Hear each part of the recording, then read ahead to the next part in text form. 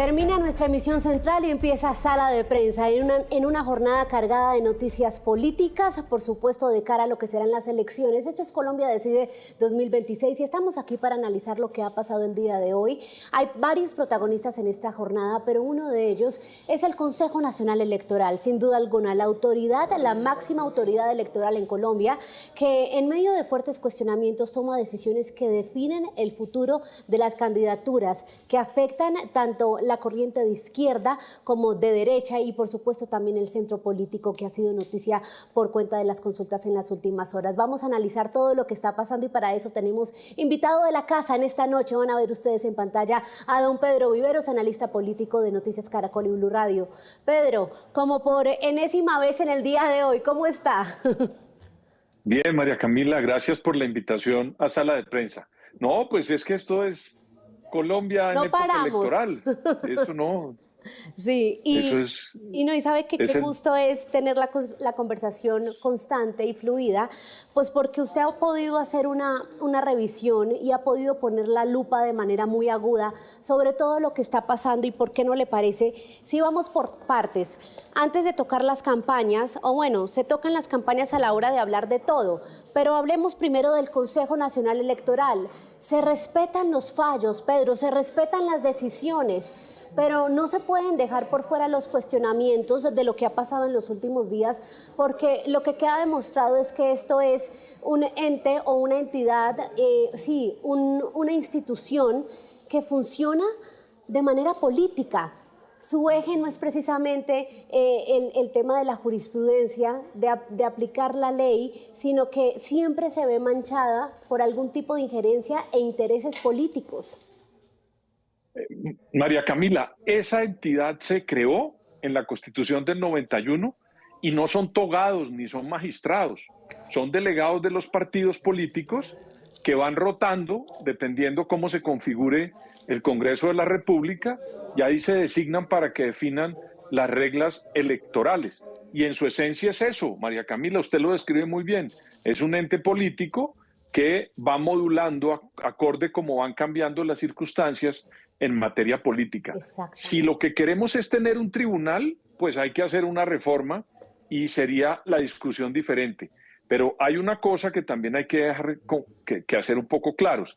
A pesar de que es un ente político, hay unas normas que lo regulan. Sin duda. Entonces ellos pueden hacer interpretaciones y crear, digamos, grupos de votación al interior de ese escenario, de ese consejo, pero lo que no se puede hacer es por encima, María Camila, de las normas que ha determinado el propio Consejo Nacional Electoral. Pero, para Pedro, definir las normas, ¿verdad? Porque ahí es donde uno dice, claro, todo en Colombia funciona bajo las leyes que nos rigen, bajo la Constitución, nuestra Carta Magna y las leyes aprobadas en el Congreso.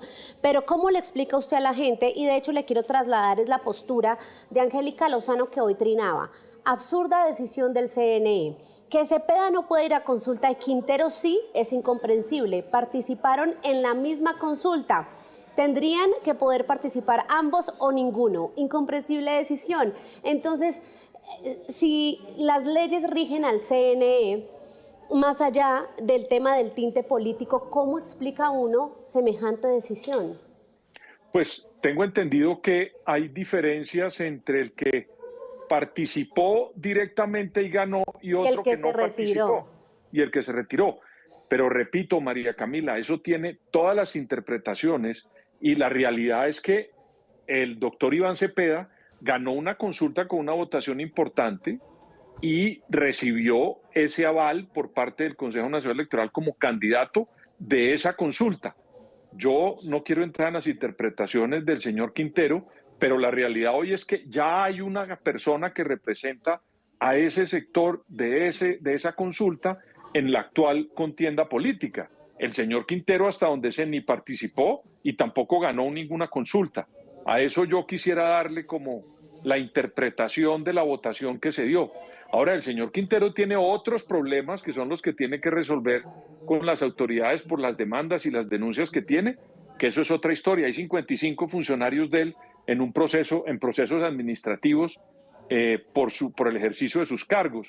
Entonces, esa es otra historia, pero en este caso, esa es la modulación que yo le veo a la diferencia entre Quintero y Cepeda, María Camila. Sí, la ley dicen, y qué pena, Pedro, decirlo así, los abogados incluso lo defienden también, que la ley da para todo. Y el doctor de la Calle lo definía muy bien también criticando al CNE, y es que van a encontrar las razones para tumbar a uno y mantener al otro y viceversa, pero hay que ir más allá en el tema también del momento político que vive el país. Y eso pero sobre todo en las votaciones, porque ellos presentan una ponencia, sí, y adentro hay unas votaciones que son las votaciones que hay que examinar políticamente cómo se movieron en cada una de ellas. Entonces, porque yo insisto, hay unas leyes, pero cuando llega el momento de la votación en el Consejo Nacional Electoral, pues ahí se forman unas mayorías diferentes que pues hay que comenzar a estudiar qué fue lo que pasó de una a la otra y por qué se armaron esas mayorías en un momento y votaron de esa manera, María Camila.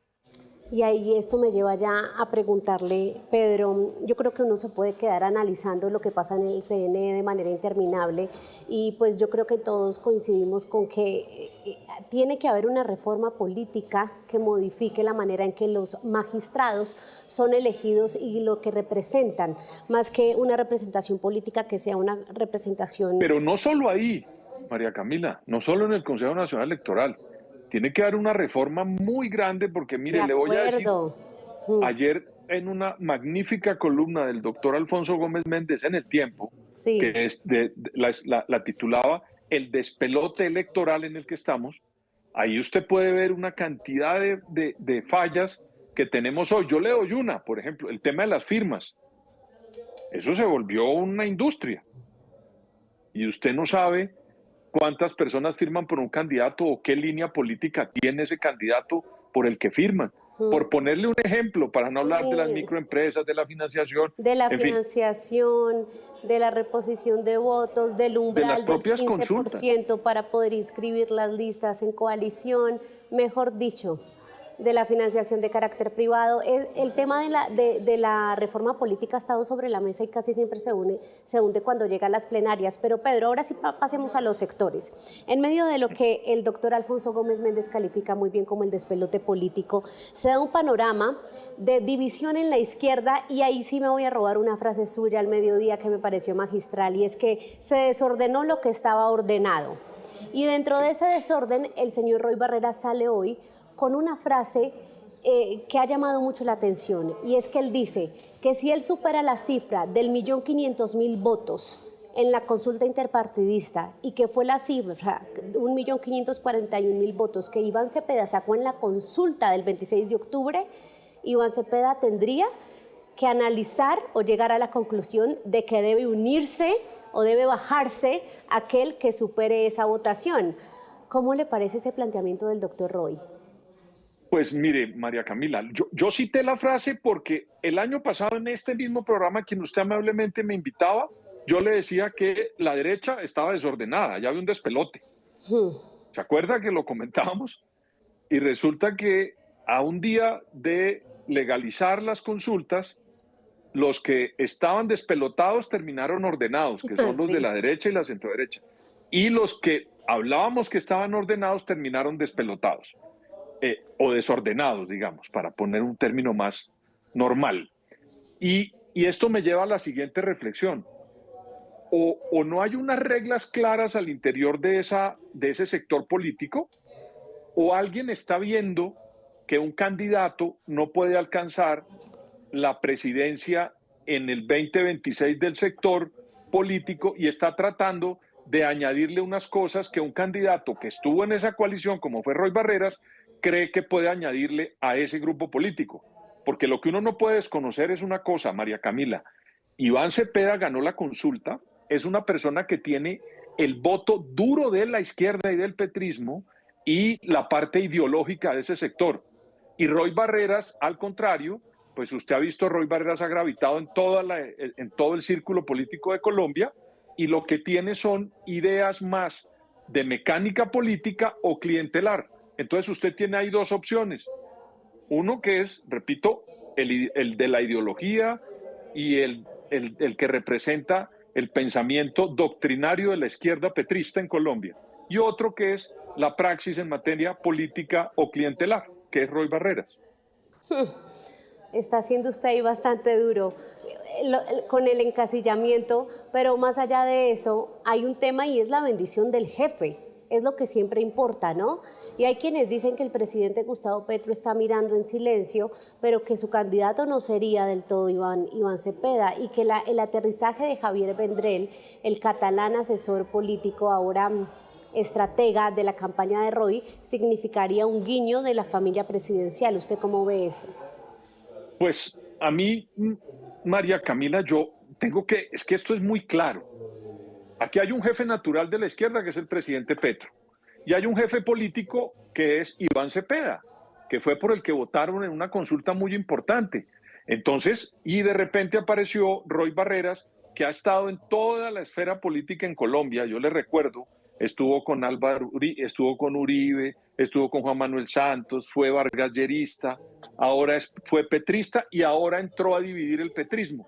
Entonces, lo que tienen que decirnos a los colombianos es cuál es ese amasijo que hay en la izquierda, porque está saliendo a la luz pública que la doctrina, la izquierda, la propuesta de cambio que tenían con el doctor Iván Cepeda y que lideraba el presidente Petro como jefe natural, no es la que quiere participar en la consulta, sino ahora sale otro sector político que representa, es que el doctor Roy Barreras, yo sinceramente no le conozco una ideología permanente.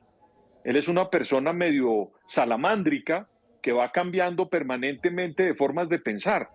Entonces, pues bueno, era de izquierda, ahora se volvió socialdemócrata y de pronto más adelante pues se vuelve liberal, no sé, de centro, liberal puro, clásico, en fin. Entonces, allá hay unos problemas muy graves que los colombianos tenemos que saber, porque le repito, yo lo que vi y lo analizamos en Caracol, es que el que había ganado la consulta del presidente Petro, de ese sector, era el doctor Iván Cepeda. Claro. Yo no sé cómo van a hacer para legitimar eso por medio de la estrategia y de los estrategas que contrató el doctor Roy Barreras para presentar esta propuesta. Parecen bien convencidos y parece que ya tienen una estrategia muy clara definida. Vamos a ver cómo les sale. Pedro, voy a sumar a un tocayo suyo a esta discusión de hoy, a este panel. Es don Pedro Medellín, él es docente de la Universidad Nacional, economista y también analista amigo de esta casa. Pedro, un gusto saludarlo. Un gusto, María Camila, y al tocayo un saludo cariñoso. ¿Cómo vas? Pero lo mismo, igual, un abrazo grande. Este panel de Pedros que es tan ameno y tan sabroso para uno enriquecerse sobre esas visiones de ustedes dos muy agudos a la hora de mirar el panorama político. Y estábamos hablando, Pedro Medellín, de la estrategia de Roy Barreras, especialmente en lo que son los pasillos y los escenarios, los espacios políticos.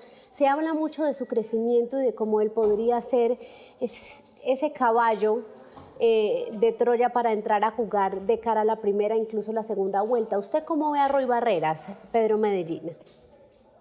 Yo a Roy Barreras lo veo en el peor de los mundos. Roy Barreras es una persona que todo el mundo lo señala como el estratega, el operador, pero nadie lo quiere al lado. Él no lo quiere la derecha, no lo quiere el centro. Y ya hoy supimos que tampoco la izquierda lo quería. El petrismo ya hizo visible su expresión de molestia respecto a la propuesta que él pasó de lanzar la consulta sin Cepeda y mantener la consulta, lo que significa un buen romance político para sus compañeros de la izquierda, para sus camaradas, más bien una especie de creación de condiciones para la división. Entonces, no lo quieren tener ahí, le están proponiendo más bien súmese, venga y ayude, venga y empuje, pero no participe de consulta ninguna. Y ahí quiero que ya, es que el tiempo pasa muy rápido, pero vámonos a analizar entonces lo que pasa con el centro. Hemos hablado mucho del centro y hoy finalmente Sergio Fajardo dice Pedro Viveros, pues que no participa en la consulta, dice que el camino de buscar la unión es otro, en un mensaje que muchos, y eso nos lo decían incluso muchos colegas aquí en la sala de redacción, en un mensaje que no se entiende por qué él dice que busca la unidad, pero no precisamente uniéndose a otros candidatos. ¿A usted qué le dice esa decisión del profesor Fajardo, Pedro Viveros? Para mí es la coherencia... Bueno, dale, me toca con apellido. Dale, bueno, Pedro Medellín. Dale, adelante, Pedro. Vale, perdón. No, adelante. Sergio convoca la unidad, pero la unidad en torno suyo. Y ese concepto de unidad es un concepto de unidad que genera unas fracturas muy fuertes y que ya en el pasado ha generado unas confrontaciones muy serias. En las elecciones del 22, las divisiones con Alejandro Gaviria, con Ingrid Betancourt, con todo el grupo con el que estuvo, terminó en una condición difícil. Y Sergio es una persona que todos respetamos, que todos queremos muchísimo, le reconocemos su liderazgo, su capacidad de gestión, pero en política él no está siendo consciente de que él está siendo su propio enemigo y él es el que está generando una fractura grande, porque su convocatoria es hacemos unidad, pero en torno mío, hacemos unidad, pero en torno de lo que yo pienso, hacemos unidad, pero en torno de lo que yo creo que debe ser la unidad. Y así es muy difícil hacer la unidad. Pedro, lo quiero escuchar a usted porque esto se puso bueno, porque muchos decían que Sergio Fajardo arriesgaba más yendo a consulta, pero mire lo que dice Pedro, que tiene un punto fundamental en lo que es acoger, reunir y enviar mensajes que beneficien en las urnas. Fajardo quedó encapsulado en algo que yo no he podido entender de lo que él dice. Él dice que él no se somete a una consulta esta vez porque le fue mal en una consulta hace 4 años. Y yo digo que no lo entiendo porque es que las campañas y la política electoral nunca se repite, María Camila. Entonces él está encapsulado en que como le fue mal hace 4 años, esta vez también. Y resulta que es otra campaña con otros actores y en otras circunstancias. Y al decir eso, pues termina cerrando la posibilidad de participar en una consulta. Y cuando se la ofrece Claudia López, esa consulta, en mi opinión, es una consulta como de emergencia. Claudia López parece planteando esa salida ya sin tener otra forma de resolver sus problemas de aprobación, que no son grandes. Entonces ella plantea una consulta y, por supuesto, si Sergio Fajardo hubiera querido participar de una consulta, lo hubiera hecho tiempo atrás. Claro, no pero la hizo esperar. Ahí sí yo voy a hacer las veces de defensora de la alcaldesa, de la exalcaldesa, porque sí, Claudia tiene muchos problemas de favorabilidad, de lo que usted dice, la gente que la señala de incoherencia por haber votado por Petro, pero el punto es que ella se puso la 10 para darle al país una tercera opción en el tarjetón de las consultas y la tuvieron esperando un montón y Mauricio Armitage entonces le dice que sí y luego que no y Fajardo aparentemente lo iba a analizar, dice que no descarta nada y el día anterior le dice que no, o sea ahí también con Claudia López, no sé si lo esté diciendo bien, quiero saber ustedes qué piensan, como que jugaron con la buena fe de ella de querer hacer un grupo ahí, una tercería. Termine Pedro Viveros y ya escuchamos a Pedro Medellín sobre la alcaldesa, la exalcaldesa. No, es que yo no, primero en política, pues en política lo que hay es una gran contradicción de intereses y sencillamente la consulta de Claudia López apareció, repito, como una consulta de emergencia, no algo propuesto con seriedad y con antelación. Es que aquí, créame lo que le digo, yo no veo esa consulta como algo serio, profundo, con tiempo, de una forma sosegada que le hubiera hecho competencia a las otras consultas. Entonces, pues al final lo que hizo Sergio Fajardo fue, con esos argumentos, decir, hombre, yo mejor me voy a la primera porque yo ya no participé de una consulta que hubiera tenido, en mi opinión, más tiempo para armarse. Y otra cosa, María Camila, aquí queda claro una cosa, que puede volver a suceder que el centro en Colombia se convierta en una muleta para que lo use la derecha para que en segunda vuelta se vuelvan de centro derecha o la izquierda para que en segunda vuelta se vuelvan de centro izquierda. Y si lo de Sergio Fajardo no funciona en la primera, se puede ratificar esa tesis que ha venido funcionando en Colombia desde hace rato. Sí, Pedro Medellín, sobre Claudia López y sobre lo que pasa con el centro. El centro como carril político muere acá, lo que dice Pedro Viveros, es decir, será la centroderecha de pronto en esa consulta de la gran consulta por Colombia la que acoja ese voto de centro el 8 de marzo. María Camila, me parece más preciso el concepto que tú planteaste hace un minuto, que era tercera opción, que es salir de... Hay dos opciones, una opción de izquierda, una opción de derecha, y hay una tercera opción, que en el caso de Claudia López, uno no sabe si es de izquierda o de derecha. Es una tercera opción, me parece que es bastante más preciso. Yo creo que el problema de Claudia es que Claudia ha estado con todos y contra todos, y en ese sentido no le ayuda su pasado político, su trayectoria reciente, porque todos sus compañeros resienten de que estuvo con ellos, pero contra ellos. Estuvo contra Iván Duque, pero después dijo que Iván Duque había sido el presidente que mandaba yo a Bogotá. Estuvo con Fajardo, pero después contra Fajardo. Con Petro, que qué maravilla, ganamos, pero después contra Petro. Y en ese sentido ya, él, como perdió como ese espacio político en el cual la gente le tenía confianza, y ya no le tiene confianza en términos de que no quiere ser su amigo ahora y su enemigo después. Sí, y el tema también es, Pedro, analizar lo de la tercera vía, incluso desde alguna cara que pueda surgir de la consulta de la centroderecha. ¿Por qué? Porque si uno se pone a analizar, pues bueno, aunque Roy Barreras parece estar determinado a dividir la izquierda yendo por su carril de la consulta y pues el carril de Cepeda, la izquierda terminaría siendo una, o quiero saber usted qué piensa. Al otro lado está Abelardo de la Espriella. Pero hay gente que todavía está esperanzada en que haya una opción que no sea de esos dos extremos. ¿Usted sí cree que eso pueda pasar el 8 de marzo, Pedro Viveros? Pues yo estoy viendo que hoy hay 4 carriles, en mi opinión. Uno es Iván Cepeda, yo creo que él tiene una fortaleza ya muy grande. ¿Cuáles son los carriles hoy? Iván Cepeda, la izquierda. Sí. Abelardo de la Espriella, la ultraderecha, en mi opinión. Sí. Sergio Fajardo, que quiere hacer una nueva mayoría y pues podría uno pensar que es el centro. Y el candidato que salga de la consulta de la centroderecha y derecha el 8 de marzo.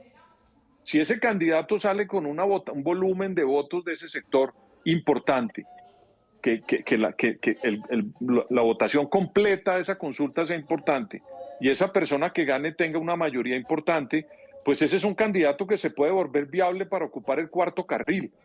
Yo no veo más carriles en el día de hoy para esa competencia, no veo que haya posibilidades, digamos, de aumentar, porque es que, mire, Sergio Fajardo no marca mal en las encuestas, cuando usted las hace ahí siempre está de tercero, segundo, él no marca mal. Abelardo de la Espriella tiene su nicho y el señor Cepeda también, y queda un espacio, creería yo, para ese sector de la centroderecha y derecha, si sale, repito, una buena votación ese día de marzo 8, María Camila. Pedro, ¿usted ve los mismos carriles con lo que nos acaba de decir de Fajardo hace un momento? Sí, veo los mismos carriles y solamente me hizo pensar, escuchando a Pedro, sobre el tema de la ultraderecha, el riesgo grande que hay con convertir a Abelardo en una especie de Vox en el caso español. Me parece que comparto en general los cuatro carriles que él plantea. Me reservaría de plantear como la ultraderecha, no sé, todavía no es muy claro, pero sí es una persona que está más a la derecha de sus demás colegas de la derecha, y con una salvedad.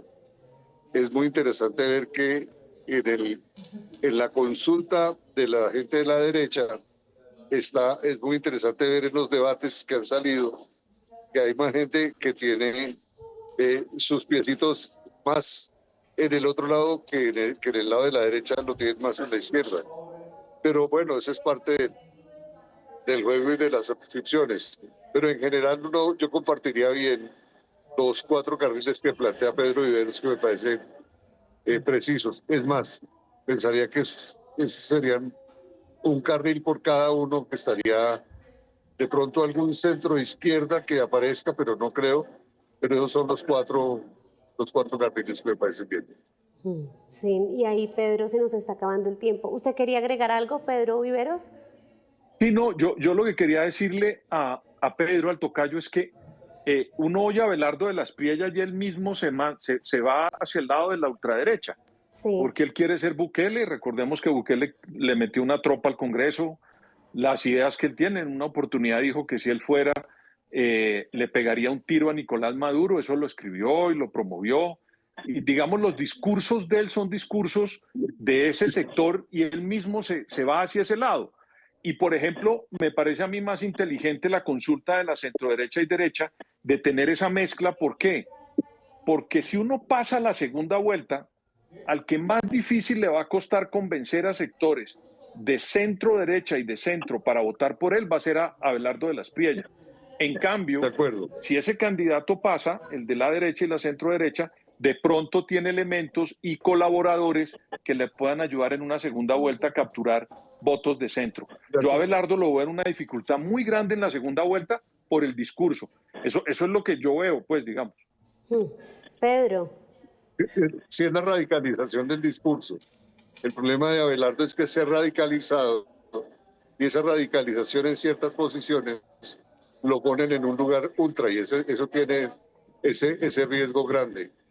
Me parece que hay candidatos en la consulta de la derecha que si llegaran a ganar la elección podrían recoger bastantes votos de la izquierda y de la centroizquierda. Creo que sería tienen ese margen abierto y yo también lo comparto con Pedro Viveros. Pero ¿por qué será, y con esto nos toca cerrar, que vimos ese factor, es que la palabra suena fea, pero de que baja la espuma o se desinflaron aquellos que empezaron con mucha fuerza, el patrón que se repite cada 4 años con los que se lanzan de manera prematura, un poco con Vicky, con Claudia López, pero con Abelardo no ha pasado hasta el momento. Ustedes son de los de la teoría, Pedro Viveros, arrancó con usted, de que eso le puede pasar al candidato que hoy representa las banderas de la derecha. Es que a mí tengo un problema, fue que yo aprendí de una persona hace muchos años que en política lo único cierto es lo que ya pasó. Lo que ya pasó. Entonces no me atrevo, pero le voy a decir algo. Yo veo que hay mucha gente con votos reales pegándosele a Abelardo de las Priellas. Es cierto. El problema es que él no está en la consulta. Y si esa consulta, repito, porque es que si él estuviera en la consulta uno podría medir qué tiene, pero como no está, no puede uno medir qué tiene él, pero además los votos de gente que le puede decir que lo apoyan pueden participar en esa consulta y convertirse en votos prestados y votar por otro candidato. O sea, usted es de los que cree en el ojo con paloma. Es que puede, yo no sé, allá es otro tema. Pero hoy, bueno, lo que usted nos está diciendo va hacia allá. No, pero Paloma se ve punteando, pero allá también hay una refriega y hay otra gente que también está peleando ese voto. Y le repito, como el voto de Abelardo no lo puede uno medir hoy, salvo por las encuestas. Es verdad. En esta consulta, usted se va a encontrar con un abelardista que dice, yo voy a votar por Abelardo en primera. Y entonces aparece Paloma y le dice, pero usted puede votar por mí en la consulta. Nada, y no hay ningún problema. Por Abelardo, exacto. Entonces, yo no sé si esos votos del doctor Abelardo sean de él exclusivamente o terminen participando en una consulta que pueda coger vuelo el 8 de marzo y uno no sabe hasta dónde puedan llegar con votos reales, ¿no? Ahí sí ya se cuentan. Claro, sí. Pedro Medellín, lo escucho sobre este punto. A mí me hace pensar eso, es que sería muy divertido ver que después de consultas y contraconsultas, organizaciones y contraorganizaciones, se realiza la consulta del mes de marzo, etcétera. ¿Qué pasaría si en el mes de mayo, en la primera vuelta, quedan los dos que no participaron en la consulta, es decir, Abelardo y Cepeda? Sería muy interesante ver eso, para de verdad sopesar el peso y la pertinencia política real del mecanismo de consulta con un mecanismo de selección de candidato a la presidencia. Pero yo le doy otro bombazo, le meto otro bombazo, Pedro. ¿Y qué pasa si con la división del partido, del sector del señor presidente Gustavo Petro, los que terminan pasando son los dos candidatos, el de ultraderecha y el de derecha, en la segunda vuelta? Yo no Mire que ya creo. pasó en Bolivia. En Bolivia ya pasó. Hace poquito. En Bolivia pasó. En Bolivia pasó. Pero y las bases, el 35, 37% del presidente. Pero con esa división que hay allá, ese desorden uno no sabe. Esas bases las vamos a ver el 8 de marzo. Vamos a ver las bases reales que tiene el pacto histórico y la preparación que tiene para las votaciones de mayo. Si ellos logran salir de 2.800.000 o de 3 millones, podemos decir, en las elecciones a Congreso, ellos tuvieron en su consulta ya 2.800.000. Si logran pasar esa barrera, pueden decir, hombre, van bien para la segunda vuelta. Pero ¿qué tal que no? ¿Qué tal que no alcancen y mantengan esa proporcioncita? Y por eso yo creo que los que están en la consulta tienen un mes o un mes y medio de campaña, mientras que los otros están más fríos. Ahí es donde yo siento que esa consulta puede tomar fuelle, porque los que están en campaña son 9 tipos por el país, mientras que por el otro lado no están haciendo campaña confrontacional los otros 3 que se quedaron sin la consulta. Claro, y ahí es donde ese precepto de que... Muy interesante.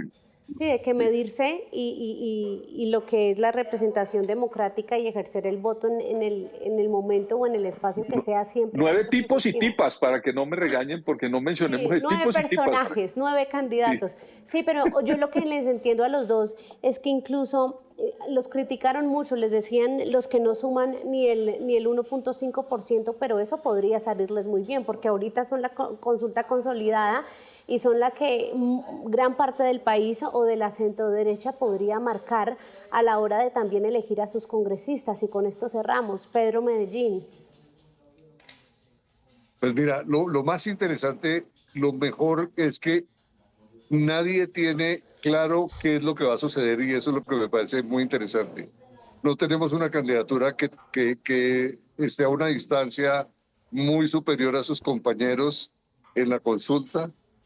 No hay claridad respecto a cuál es el futuro, ni siquiera sabemos en el escenario de las votaciones si el Centro Democrático, que tiene estructura, que tiene presencia territorial, que tiene votos, va a superar los 2.400.000 que se le pueden imputar al presidente Uribe. Decir, bueno, cuentan con 2.400.000, ellos van a sacar más o menos 14 curules de las 25 que aspiraban a sacar. Y el otro tema es que de esos 2.400.000 es probable que la votación a consulta sea más o menos de 2 millones, porque habrá otra gente que prefiere no votar en la consulta porque está peleando con el presidente Uribe o no comparte la salida de María Fernanda Cabal o no le gustó la configuración de la lista a Senado, en fin, muchas cosas. Entonces serían 400.000 votantes que se abstendrían de votar en la consulta, aunque sí van a votar en Senado y Cámara. Pedro, se nos acabó el tiempo. ¿Usted quiere decir algo ahí cortico para cerrar, Pedro Viveros? No, es que aquí lo que está en juego, si queda solo una consulta viable, es esa cantidad de votos prestados que van a llegar allá. Entonces, además de los que pone el Centro Democrático, es que mire, el Partido Liberal no tiene candidato, el Partido Conservador no tiene candidato, la U no tiene candidato, Cambio Radical no tiene candidato. Esos señores, ¿qué van a hacer? Pues van a ir a votar por sus candidatos y de repente se meten también a votar por alguien de acá. Y eso puede aumentar el volumen y de pronto dar una sorpresa en esa consulta de marzo 8. Votos que no sabemos aún en qué lado van a jugar. Bueno, Pedro Medellín y Pedro Viveros, les agradecemos mucho estos minutos de análisis aquí en Sala de Prensa. Muchas gracias. Y lo único cierto es que no sabemos qué va a pasar.